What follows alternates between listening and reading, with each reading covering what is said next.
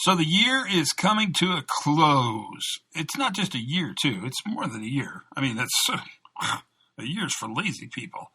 The decade is coming to a close. How do you feel about that, huh? Just got pretty real. Let's talk about what a year this has been.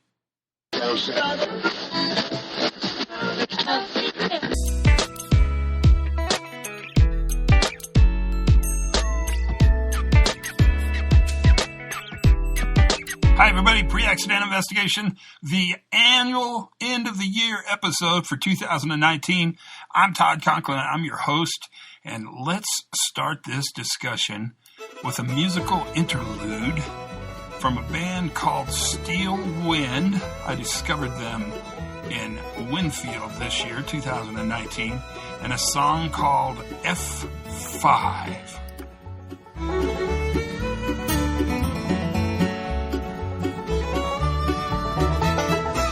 Just when you think things are fine, you never see her coming down the line. She'll get you out to watch her dance, but this ain't something you leave to chance. She ain't no Windy Cindy, she ain't no Hell Abigail, she ain't no hard rain, low rain. You better watch out. You better watch out. You better watch out. You better watch out. She's an F5.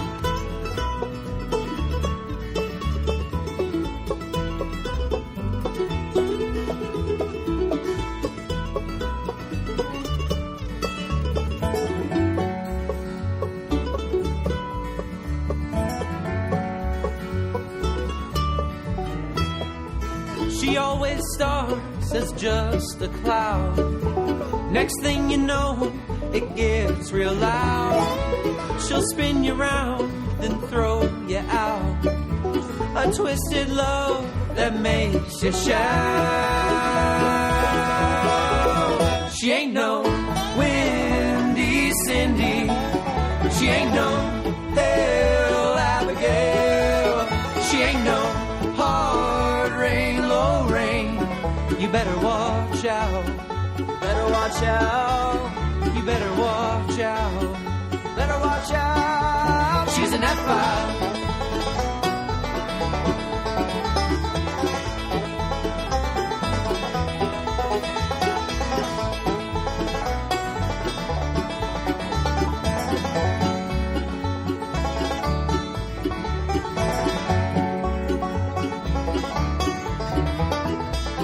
When she's gone, you'll be left in the dust, thinking about a woman you thought you could trust, picking up the mess that's in your mind, telling yourself it won't happen next time.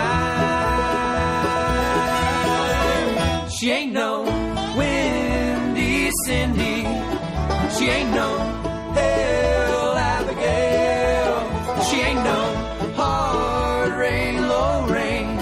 You better watch out. You better watch out. You better watch out. Better watch out. She's an F5.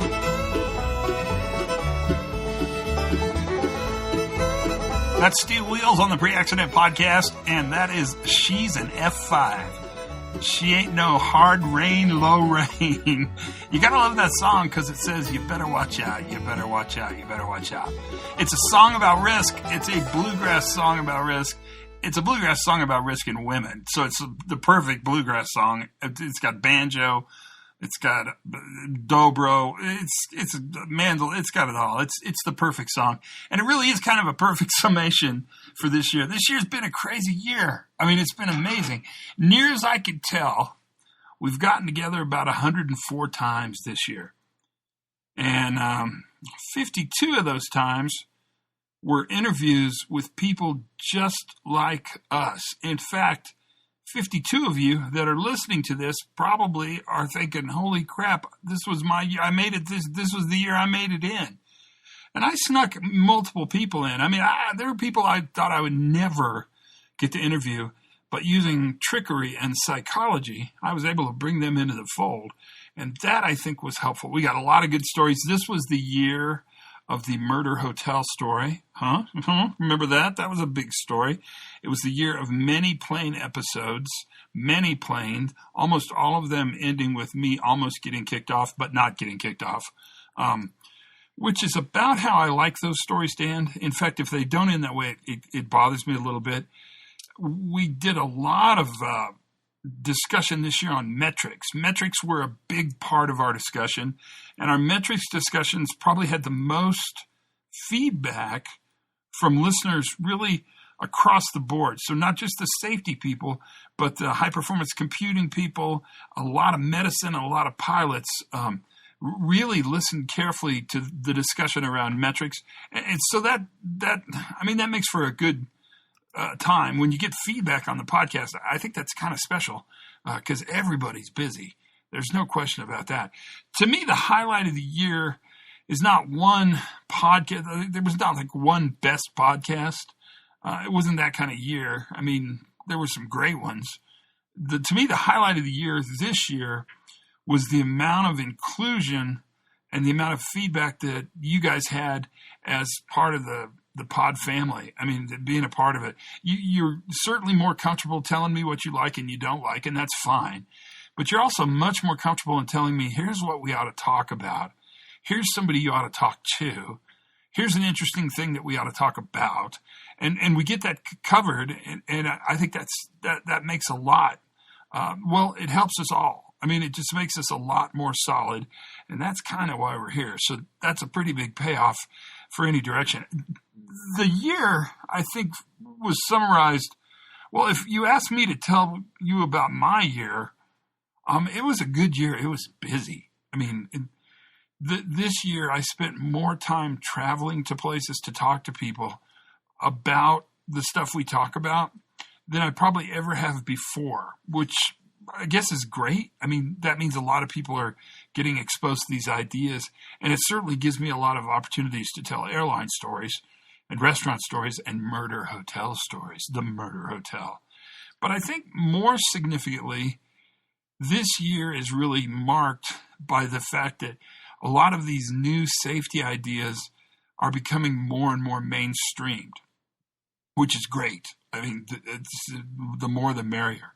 In fact, there are new podcasts out now, a whole bunch of new podcasts out that talk about safety the way we talk about safety. And to me, that's not threatening. In fact, far from it. Kind of the more the merrier.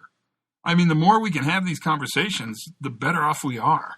And the more people that get expertise, that's only a good thing. I mean, I encourage you, as you and I sit and talk a couple times a week, and we have for a long time, the knowledge you have about your program and your systems and the experiments that you've done and what you've learned and what's been successful and what's failed, that knowledge is really valuable, and lots of other organizations really want it. I mean, they're desirous of it because that's a really significant amount of information that the only way they can get is either they have to try all the mistakes you've done or they have to talk to you about how things happen. I think that's a part of what I think is a big bellwether for this year. The other thing I noticed this year more than any other year is that the workers, the perception companies have of workers, that's a better way to say that, is changing. And it's changing, certainly, in my opinion, I'm pretty biased on this, it's changing for the better. But what I'm seeing is that the companies organizations are much more interested in actually increasing engagement with their workers. And by increasing engagement, I really think they mean engagement. I think what they're talking about is actually significantly including the profound knowledge that the worker has about the processes, systems, and organization into the planning and development and strategy of how the organization moves forward. It seems silly to me because basically what we're telling people, and this is what you do for a living, just in case you don't know, is to talk to their workers. Talk to your workers. You should talk to your workers, right? And it seems like that's the dumbest thing ever to tell. I mean, companies should know they need to talk to their workers. But I think that the old paradigm around safety management was really directed at the worker, and the worker was the problem, so the worker needed to be fixed. So you didn't really talk to the worker because the worker was the problem, right? You had to bring solutions from outside. What we know now, because we're so much smarter and better looking, is that the solutions for the problems always exist in the group that has the problem, right? I mean, it helps to look around, baseline, benchmark, talk to people. Those are all really good things. But if the group owns the problem, the group has to also own the solution. And that notion of connecting with workers better, maybe that's a better way. Engagement is what I'm trying to say. Connecting better with workers, that's become more prevalent and a bigger part of the discussion this year than it has been in years past. The other change, and this is a promise I'll make you guys for next year because we need to talk a little bit about the future before this heads up, is that you're really starting to hear discussions around changing the way investigations happen. And this year was really interesting. I got to work with Nip and Anand, who studied quite successfully the Costa Concordia failure and got to spend a lot of time with the captain of the Costa Concordia. If you got to be a part of that class, that was great. What's interesting is that what's changing in our world is the way we think about investigations. Now, investigations, generally speaking, are tools that we use to learn, not tools we use to fix. Corrective actions are fixing tools. Investigations are learning. They're analysis tools. And what Nippon helped the world understand a little better this year is that the context in front of the case is probably more significant than the consequence of the failure. And in that class that Nippon teaches, it's really interesting because he starts out by saying, we're not going to talk about the fact that the captain left the ship. The captain abandoned ship. He abandoned ship and went to a bar. So there's tons of provocative reasons why we should talk about that. I mean, that's like 3 weeks worth of discussion right there. But he says we're not going to talk about it. And he kind of sets it up as a conflict for the class. By the end of his discussion, it's so apparent that you don't really need to talk about the fact that the captain abandoned ship because it happened after the consequence happened. It's really not even the same event. It's a completely different event that has nothing to do with the actual failure of the cruise ship. Changing the way we think about investigations is enormously important, and it's happening. It's really weird. In fact, even the use of the term root cause has become less normalized and more understood as kind of a tricky term to use. Sure, linear systems have root causes, right? Linear systems fail in linear manners. But complex systems will never have a root cause. In fact, the notion of root is bad and the notion of cause is bad. So this year is really marked with a renewed vigor around understanding investigations. And I think that's going to be an important part of looking into 2020, the next decade. Because 2020, I think, that next year, I think that's going to be a year where we talk lots and lots more about how investigations should change so they become tools to help organizations learn, not tools by which we assign blame or determine corrective actions. So the way the employees changed, the way we investigate has changed. To me, the big switch, the switch that I see everywhere, and the one that I think is especially good, is that our definition of what safety success is also changing. And this was a year where you saw a lot of traction around that as well. Safety is not the absence of failure. In fact, systems are mostly reliable and mostly stable, and workers mostly do work successfully. Where once we counted safety by measuring how many times we hurt people, now what we're realizing is that safety is not the absence of failure, it's the presence of capacity. And Eric Hallnagel really challenged us this year to ask one very special question, and that is, what's happening when nothing bad is happening? Now, you can only answer that question by talking about normal work. The blue line, as Bob Edwards would call it. And that recognition that the blue line is really an important and very meaningful part of how we manage work, that's become very, very present in this year's discussion. All in all, if you ask me, 2019 was a pretty good year. I mean, if we're talking about having progress, moving forward, changing the way the world sees its safety paradigm, I would say we're in the plus column this year, and that's pretty important. It's been a great year for like the 5 principles of human performance, that book I wrote this year. Unbelievable to me how much it's sold. It must scratch an itch that's out there. And it's funny because it's just really a reinforcement of the principles we've always talked about. We changed the language a little bit to make them a tiny bit more contemporary and, quite honestly, just a little easier to remember. But that sort of need to go back to the first principles, the first 5 principles, I should say, that need, that's really reinforced this year as well. And that's been a fun part of the journey and the discussion and the direction we're heading. I guess really all that's left to talk about on this little sad podcast, I guess more of it. I don't know. I don't feel like this is a sad podcast. I'm kind of glad 2019's over. I'm ready for 2020. It's got a better ring to it, if you ask me, right? What's left in the 2019 recap year in review podcast is a discussion of next year.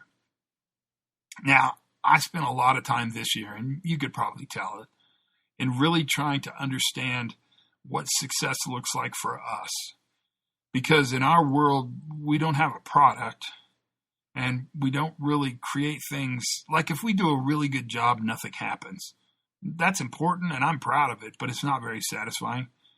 So I desperately went out to look at what the definition of meaningful work is. And I found that definition. I've used it a lot. Good work, done right, done well, for the right reasons. Right? I've talked about this a bunch this year. Good work, done well, for the right reasons. Well, that's kind of where I want to push you as we move forward into 2020. I think the one thing we want to be hyper aware of in 2020 is how much care and feeding we take care of within our community. Our job is to reinforce each other. When things get tough, when the going gets rough, we need to be here for one another. And we need to help support our peers as they move their organizations through what is oftentimes a difficult journey. At least parts of it is difficult. Good work, done well, for the right reasons. Mindfulness and satisfaction are tools that you have. And I guess I'd remind you, sort of as a motion forward, that the present is your life. If you're waiting on the future to get better, you're missing out on the now. And if you're living in the past, well, you're completely giving up the present. This moment right now is your life. This is it. And I want you to ask yourself, am I in a position where things are happening the way I need them to happen? Good work, done well, for the right reasons. Take care of yourself and take care of each other. That is the 2020 target. If there's a New Year's resolution for 2020, it's to take care of myself and to take care of the people in my community, the people around me, the people I love and care about, the people I work with every day, the people I get to talk to. You're a part of that. That's my goal. Good work, done well, for the right reasons.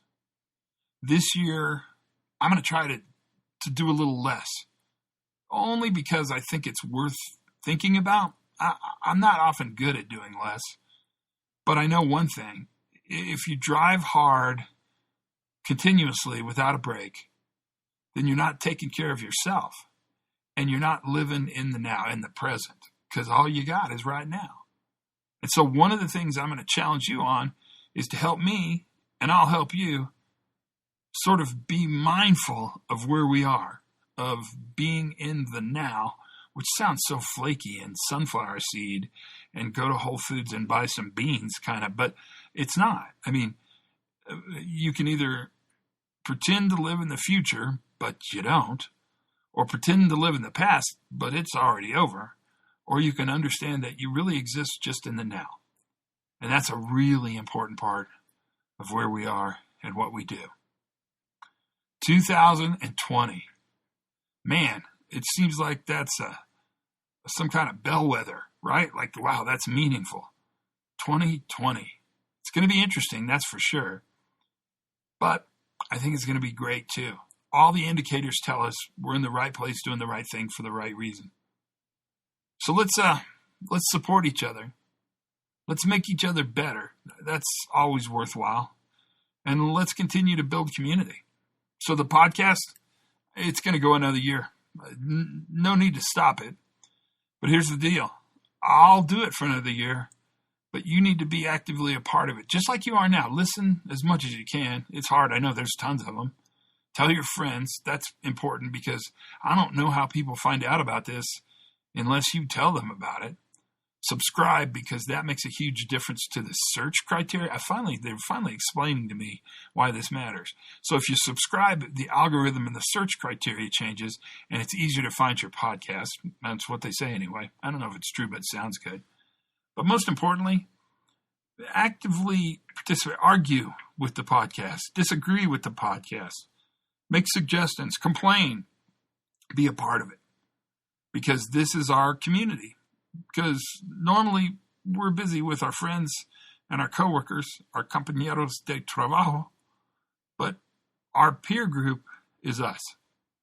We are each other's peer groups, and we're here to support and make sure we're successful.